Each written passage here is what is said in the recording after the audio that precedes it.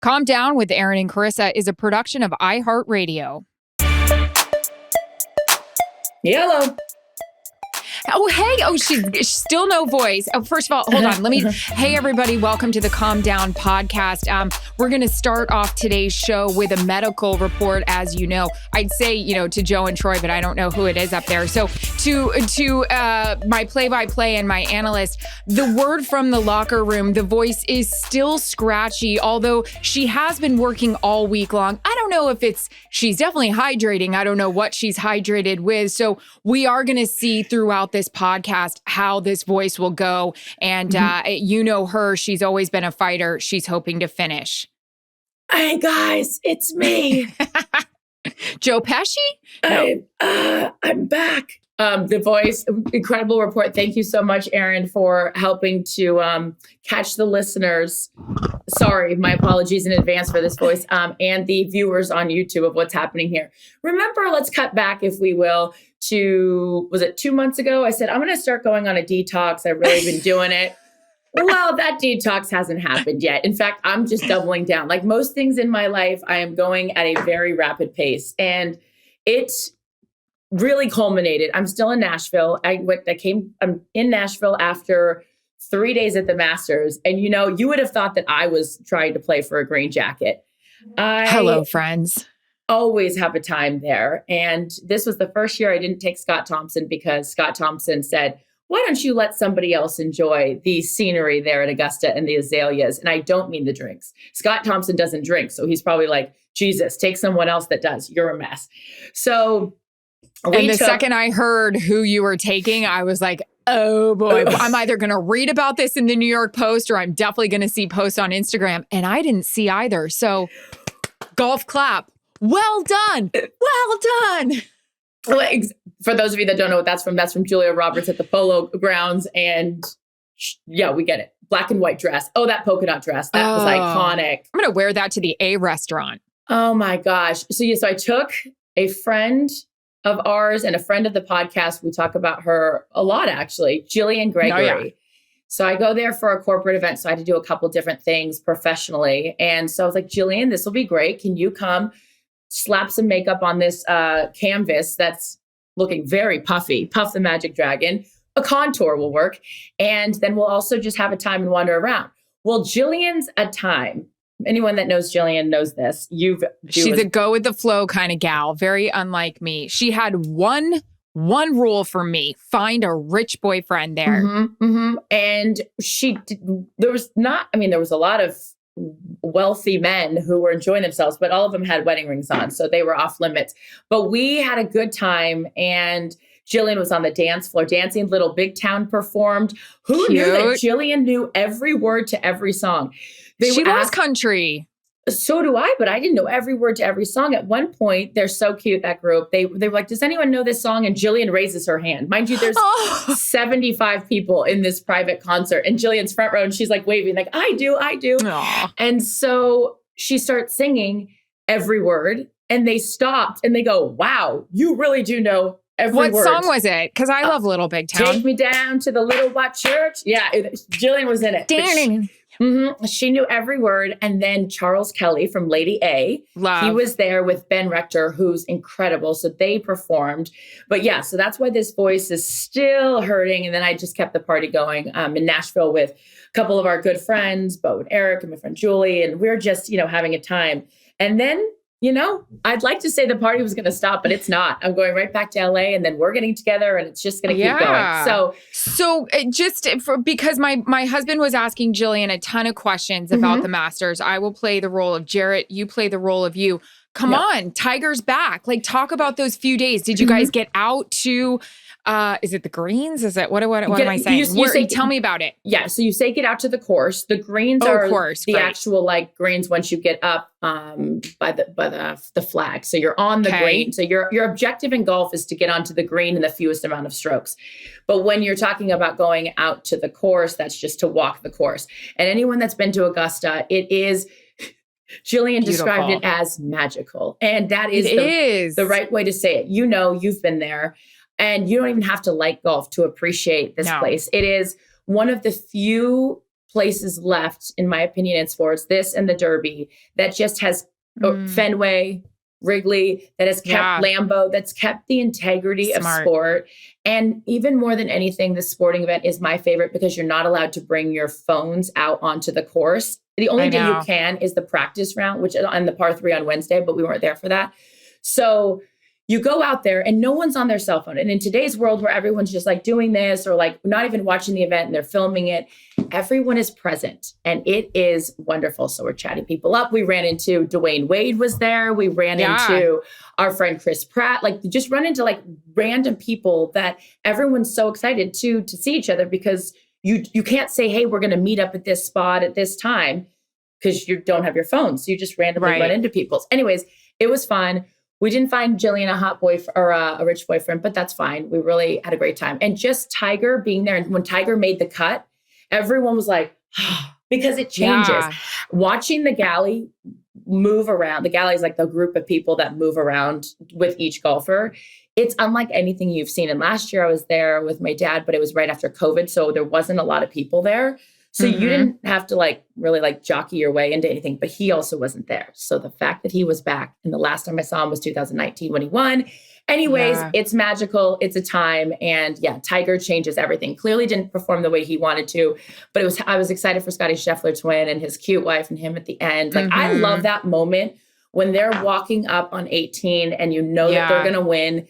And just like hugging their spouse or their girlfriend or whoever, and then walking through and seeing his parents and everything. I just loved it. The magic. How the magic close of the did you? Masters. Oh, it's so true. And I really, usually I get in a fight every Masters weekend because trying to talk to Jarrett is impossible because he's got one eye on the television, one eye on the tablet, checking out all the moves. But I was so captivated and really was wanting to see how the whole Tiger storyline would unfold. How close did you actually get to him? Because the question I was going to ask was, he looked jacked on television. He's always been an athlete that's been praised for, the workouts that he did, and he brought that into the golf world. But this year, he looked jacked.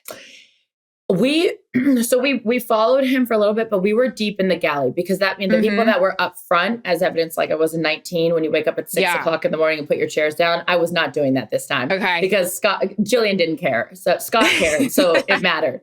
But he looked, I don't know. I mean, maybe on TV he looked jacked.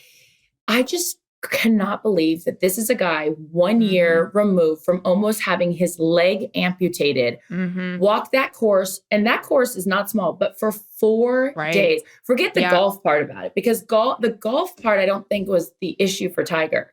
Shockingly, like considering everything he's went through, it was walking. Yeah. The 4 days of that. And that's where he started to, at the end, just look tired. It speaks to his competitiveness that dude was out there, and even finishing 13 over was a monumental feat. And he changes the game. It's the Jordan factor. If Jordan's, on a court, you're going to watch that game way differently than if he's not. So I was just happy he was there. Another question I have for you, another person that was there and that I knew you guys couldn't have your phone. So I already was like, I wanted to talk to you guys so badly because I could only imagine what you two were getting into, and I needed every bit of gossip, and I wanted to know how it was going. That's Calm Down After Dark. Stay tuned for that new program that we're going to submit. I know. So, but you had been texting me that at one of the events, you thought you were going to be interviewing my Tiger Woods, which is Nicholas Saban. And you were saying how nervous you were. Take me through it. But more importantly, how was meeting him? We haven't even really discussed that. Do you understand like being in the presence of royalty? Oh. I mean, the man is a winner and royalty. You understand because you got to cover the SEC. I never got to cover the SEC because I was specific to the Big Ten Network. I text you. So I get there, I find out my itinerary in terms of like my responsibilities. And it says Nick Saban, interviewing Nick Saban. Well, my contact at Mercedes is like, you're going to interview Nick Saban. I text you immediately and I was like, oh shit. I was like, I'm going to pee my pants. I'm not nervous. And I feel very lucky in this job. We both talk about it. The biggest athletes, whatever, at Extra, like movie stars, whatever. I'm not nervous to interview. I'm really not. Nick Saban, I'm terrified because there's no nonsense, right? Like it is like all business. So I text you and I'm like, what do I do? What do I do? For 2 days, I was nervous. Then day of, I find out my contact in Mercedes like, oh, actually, no, Van Pelt is going to do that. I'm like, God dang it. I was like, Scott gets to interview him. I was like, I wanted to interview him because at that point I'd psyched myself up. I was like, this is amazing. I have all my questions. Anyway, so Scott ends up interviewing him, which was the plan all along. I just got misinformation. But we're sitting in this like little, it's a house. They like have this like house they rent out and they do this incredible like spread or whatever thing. And they do it for the corporate sponsors. And it's like top salespeople, blah, blah, blah. So imagine a small little living room, like at I don't know, a lodge. So it's like a fireplace and like a couple chairs. And I'm sitting there with Jillian and then this other woman. Coach comes around the corner. I see him out of the corner of my eye. I see that burgundy jacket and I know he's roll here. Tide. Roll Tide, roll. Roll Tide, roll, and roll out that red carpet. Because I was like, oh my God, oh my God, oh my God. And now he's getting closer and he's coming towards us. And I was like, oh God, oh God, oh God. First thing out of his mouth, I'm going to come over here and sit with the cool kids. I said, oh I will sign. God. I will play with you for 4 to 5 years. I'll sign, coach. I don't care. Do I have eligibility left? He said, I'm going to come over here and sit with the cool kids. That's it. That's it. I'm such a loser. I have goosebumps even just. Yes. So I immediately. You get it. I immediately stand up and I was like, Coach, it is such a privilege to meet you. I was like, I'm Charissa. And I was like, this is Jillian. I'm going to talk to Jillian about this later. Jillian, still sitting on the couch, just goes like this to shake his hand. I was like, bitch. No, it's royalty. You get up. You get up. So you get up. Kiss the ring. I had to talk to her about that later. I forgot to reprimand her after the fact because I was just still in my own world. I try to teach her all I can teach her on the sidelines. If I say I'm naming my firstborn after this kid, you get your ass up off that chair and you kiss his ring. So you know what I mean? Jillian did everything right that weekend. That's the only thing she did wrong. So she sits there, she goes, hi, nice to meet you. I'm Jillian. And she's so little. So her hand's like way up here. And I was like, oh my God, oh my God. So he sits down. He sits down across from us. So now we're sitting across each other like, oh my God. I was like, where are those questions I have? Now I have so many. Now, you know what? Van Pelt, you sit over here. I'm doing the interview now. It's just the four of us. About this defense, Coach, what are we running? Howie's got some. And we can pick it back up. No, Howie just wanted to weigh in that he wants to run a 4-3, not a 3-4. Yeah. He's like, Coach, I got something to say.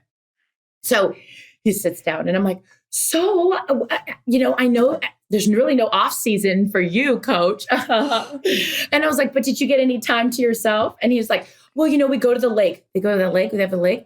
You know about the lake, right? The lake house. Everyone knows about the lake, Charissa, with his boat in the inner tube. Okay, but it was like, I didn't know that it was like that big of a thing, right? Whatever. So he's talking about the lake and he's the whole thing. And then we just get into, his time at the Masters. Don't you love coming here? Isn't it amazing? And we're just going on and on and on.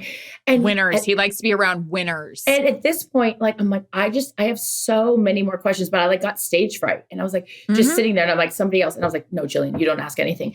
Anyways, I was like literally just trying to take over, but he couldn't have been more lovely. And I told him, and then I was like, my friend Erin says hi. And he goes, oh, how is she? And I was like, oh, she's so good. I was like, she says hi. And I was like, she wants to name her baby after you. I didn't get into it. I was like, that might be too much. She might be like, who are you? Did you say that? Because I've told him. No, I didn't because I just didn't, whatever. But yeah. So then we were talking about how great you are and how much we love you and the whole thing. But it was truly one of those moments where I'm like, what's the dinging? Truly one of those moments where I was kind of at a loss for words because this is someone that I have always respected.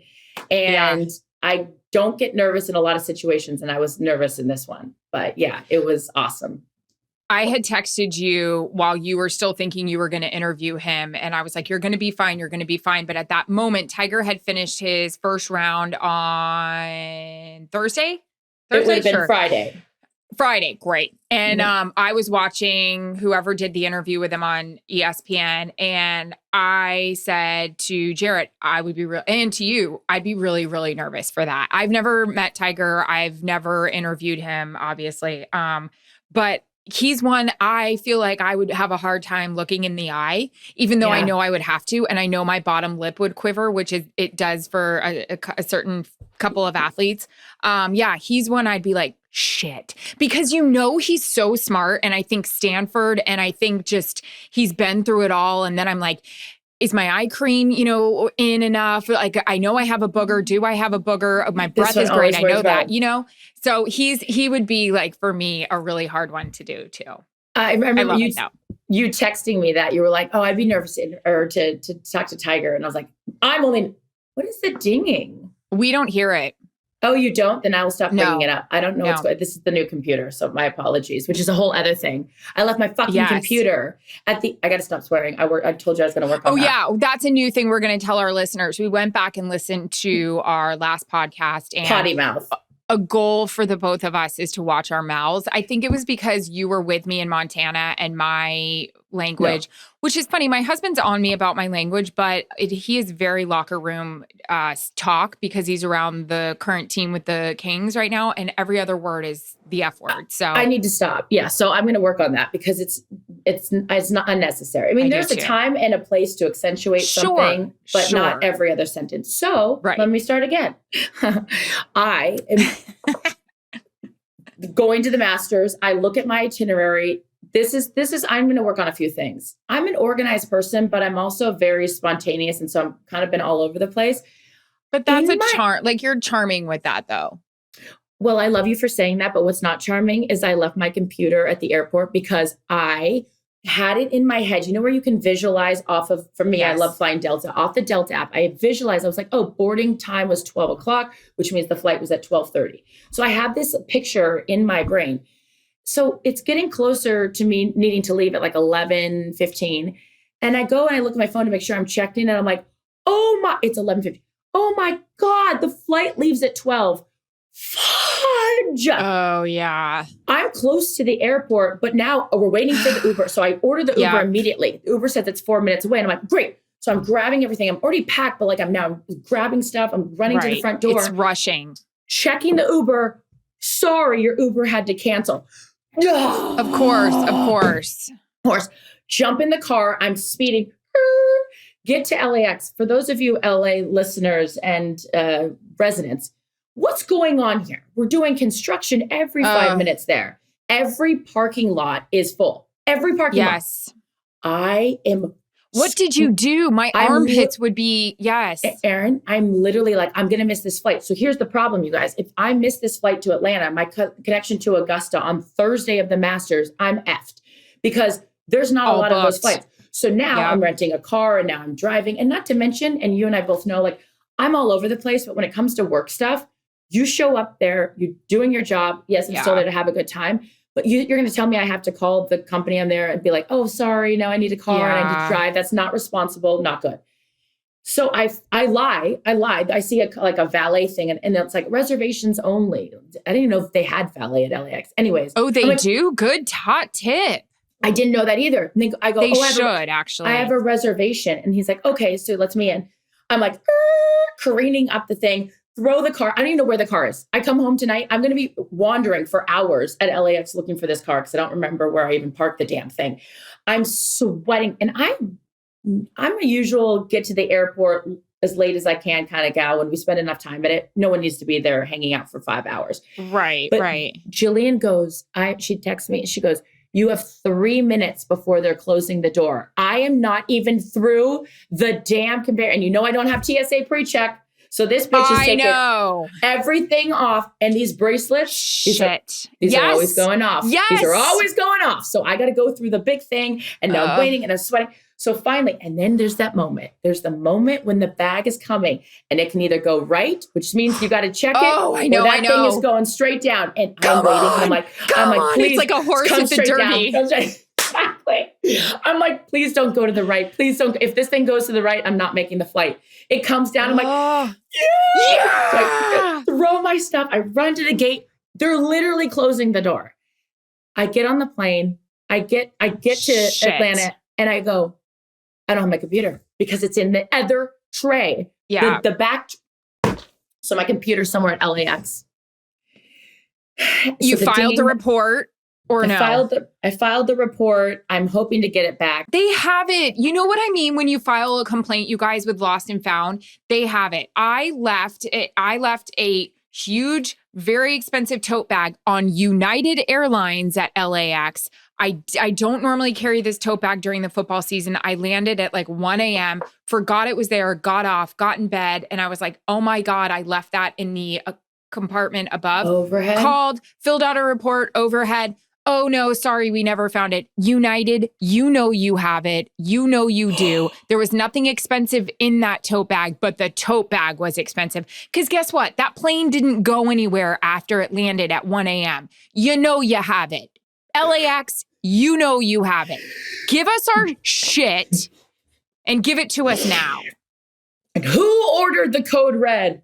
You ordered it, sir. You're damn right I did. That's the thing. You had the Jack Nicklaus. Also, Nicholas, he's a golfer. Great golfer. 6-time master winner. Another legend. That's other one. One guy and almost peed myself. Yeah. One guy I almost peed myself talking to. How about when I interviewed Jack Nicklaus and it was on a golf course, and after the interview's over, he goes, want to go hit some balls? I said, yeah, I'd love to. I got in a golf cart with Jack Nicklaus. We went to a hole. He tees up the ball and he goes, let me see what you got. Oh my God. I have to. What'd you have? Did you put your back into it? Well, I put my neck, my back, everything into it. And I'm going to tell you what, it was the first time in my life that I was like, deep breath, hit this straight. And for once, well, actually, I'm a decent, I can hit the golf ball, but I can't ski, but I can hit the golf ball.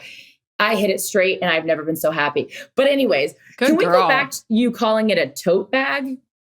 It wasn't a tote bag. It was a large black bag. It's very expensive, pretty woman. I didn't ask how much it costs. United, you have it. You have it. You've had it. What's a tote? Oh, anyways, it doesn't matter. Wait, so many other things have happened. Okay, so that was my trip to the Masters. Fun. I met Nick Saban. What a time. Die. I'm going to sit over here with the cool kids. Well, thanks, Coach. Jillian, get up. All right, so what else has been going on? What do you got for me? I was trying to see if I have any. No, I didn't. I was trying to see one more final question about the Masters, and then we'll get into some stories I have for you. One thing you and Jillian both said, there are a ton of men here. So would you say as a girls' trip, single girls' trip, Augusta would be a place to go for our lady listeners? If you're looking for a classy man, Augusta, the Masters is the place because you've got guys, and they're on guys trips. So I like guys that have a lot of guy friends because that means like they're a time and everyone likes hanging out with them, right? Like you can tell. Good point. Well, because Jarrett has such a great big guys group because Jarrett's a cool hang. So Augusta offers very nice gentlemen, guys that like guys that like golf. And also because there are no phones and all that other nonsense, they're going to talk to you and you got to be present and they're engaging. Yeah. So there's a plethora. Lady listeners, get on out there. Put your name in that lottery right now for the Masters. Start saving up your allowance. You know what this sounds like to me? A great reality show. What? 3 days at the Masters. Like people can fall in love in 3 days. Like find a husband in 3 days at the Masters. Like you guys are telling me there's so many men. I shouldn't do that anymore. Guys, you know what I mean? I'm not going to let you do it anymore.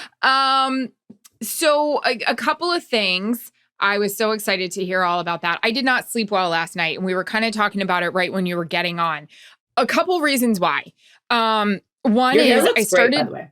Thanks. It's I have to tell you, I switched shampoo and conditioner because I was so upset that it's breaking off, and I'm using a new serum, and I want them to sponsor our show. Olaplex, really are you great. There?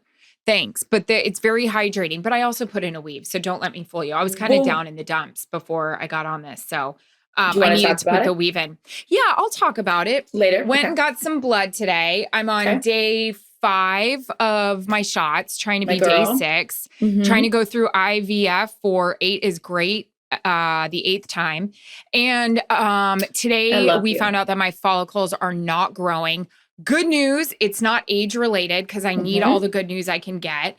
But kind of funny, and I was just telling you, my girlfriend Sam, she had called me before I jumped on and asked how I was doing. And I was like, funny enough, not great. So we found out I didn't take well to a certain medicine that I was put on before I started IVF. And he's like, my doctor said, I'd like to give you a little bit of a break. You know what Sam said? And this bitch ain't a doctor, but it made me feel good. She's like, listen, the whole thing is like cooking. It's like adjusting a recipe. So we got the recipe's a little off right now with you. He's going to give you a little bit of time. She goes, it's like me in Montana trying to make these popovers the last 3 years for Christmas. Because of the altitude, I can't get it right. I can't figure out the timing. I can't figure out how long they need to be in there. She goes, you're the popover right now. We got to figure out your recipe. So I was like, I'm the popover. You're the popover. But you say this, and I know, and I've said it a million times, and I'll say it again. And I know that it's very important for listeners as well, because they've reached out to you. You sit there and say 8 times. As someone who's only done it 1 time, I have no idea how you continue to do this with such an incredible attitude. And I'd be remiss if I didn't highlight that. I'm so freaking proud of you that you continue. And I know how and why, and family and everything is so important. But I just love you, and we're going to keep going, and that recipe's going to get right. And there's going to be a Thanksgiving meal for everyone. The basted ovaries.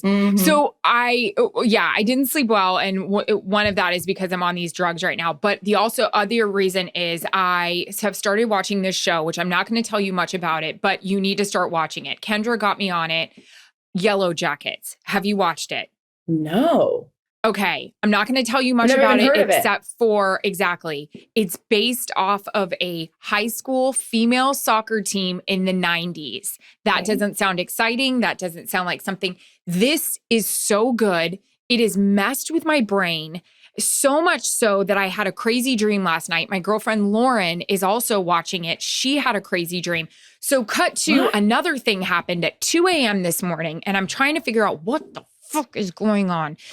I got a call from an email address. They were FaceTiming me about 7 times in a row, and it was about 2:30 in the morning. And I was like, what? And I'm so out of it. I start pressing decline. Finally, I'm like, stop. And it was a crazy email address. Yeah. I was going to say, what's the caller ID on it? It was this weird email address. I don't want to give it out, but, no. So it was something at like gmail.com. So I finally blocked it, tried to go back down to sleep, but then my iPad started going off, like getting the call from it, because my iPad's connected to my phone. So I had to get up, go into the other room, shut it off. Well, then because I'm watching this show and it's so wild, I was like, my sister's been kidnapped. This is her her kidnapper calling me, or this is the person that's found her body on the side of the road. Oh my God, Erin. This is where your mind goes to. My sister and I follow each other's phones because we just do that in case there's an emergency or anything like that. I do that with a couple of my girlfriends too. And I immediately go to her phone to see where she is. Well, she's not at home. I knew she was at a friend's house. So it's 2:30. I've gotten 7 different calls, and I'm like, is this her kidnapper calling me to ask for ransom money? This is all going back to this show. It has screwed up my head. So today, I still haven't heard from her. I text my parents, who have also watched Yellow Jackets. And I'm like, you still haven't heard from her? Well, I said, not sure if this is the show, but I am so screwed up right now. I haven't heard from Ken. I've located her phone. She's at a different address. My dad's like, she's partying with her friends. It's spring break for her kids that she's teaching. Okay. They had a good time last night. It's fine. She's fine. The show is crazy. She's fine. But there's so much to unpack here. Well, not from that tote bag, because it's still at LAX with my computer. But give it back. They're the kidnappers.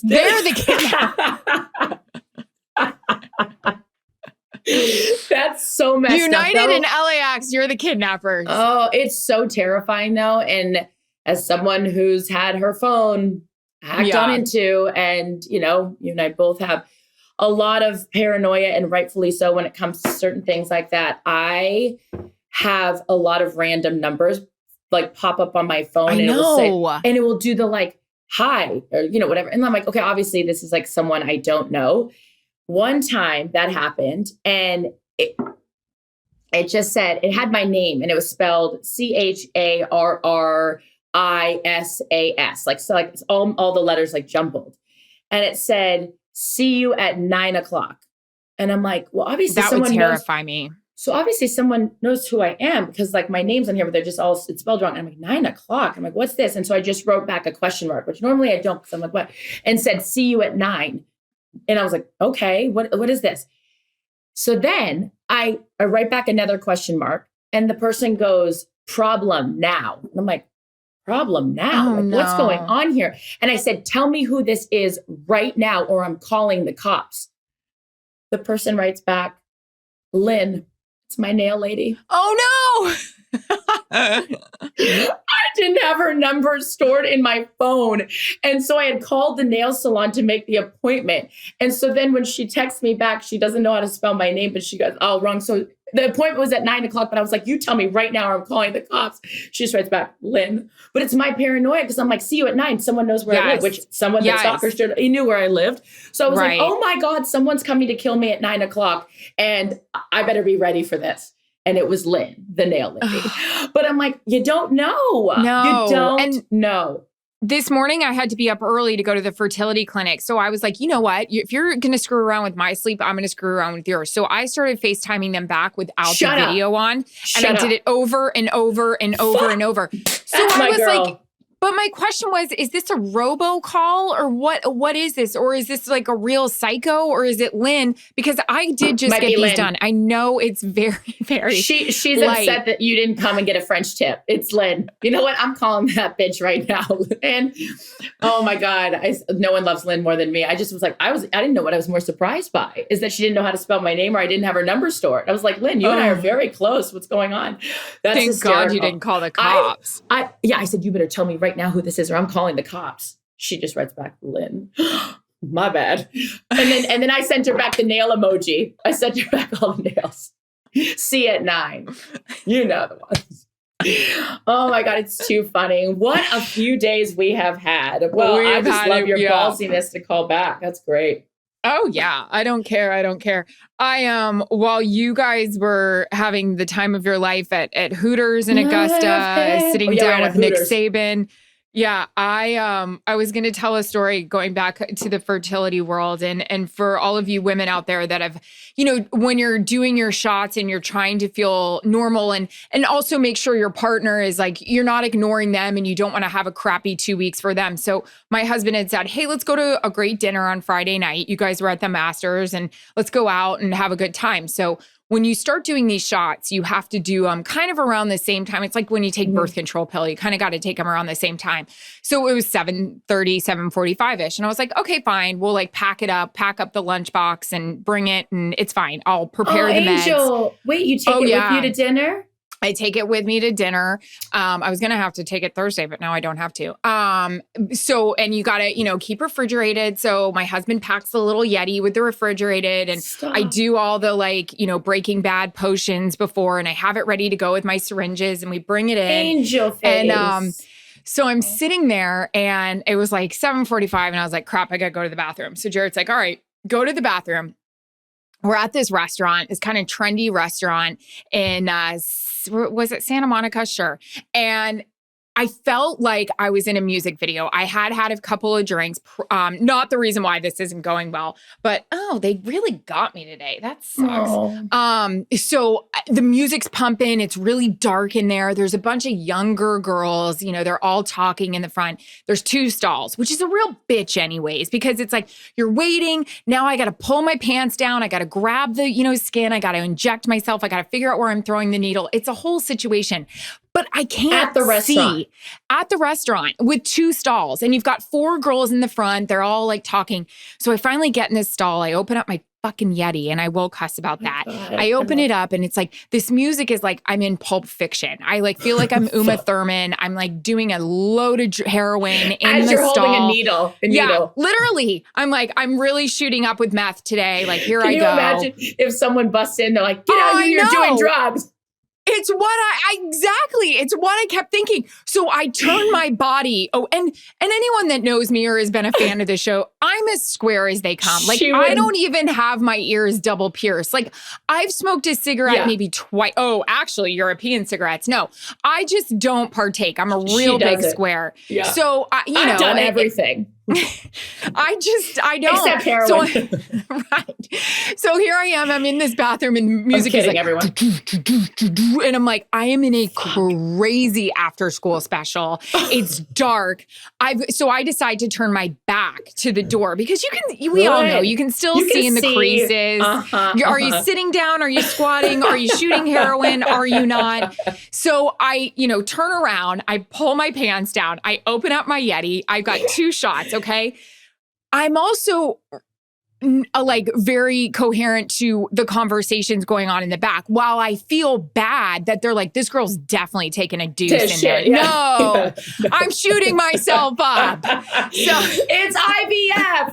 It's IVF. It wasn't a pig. It's IVF. Also, I'm so square that when I do shoot up, it has to be like 2 fingers down from your belly button hole. So I'm like trying to figure out where am I not going to hit a vein and all of this. But while I'm doing this, these girls are like probably 10 to 15 years younger. And they're like, Lindsay, I don't even care where we are tonight. Like, we could go to the most trendy restaurant ever, but I just don't care. Like, I just want to have a good time. I'm so tired of Joshua and all his nonsense. Like, I just want to have a good time. So we could go to the rattiest bar. Like, we don't even have to be here tonight. Like, I don't care that there's all these celebs here.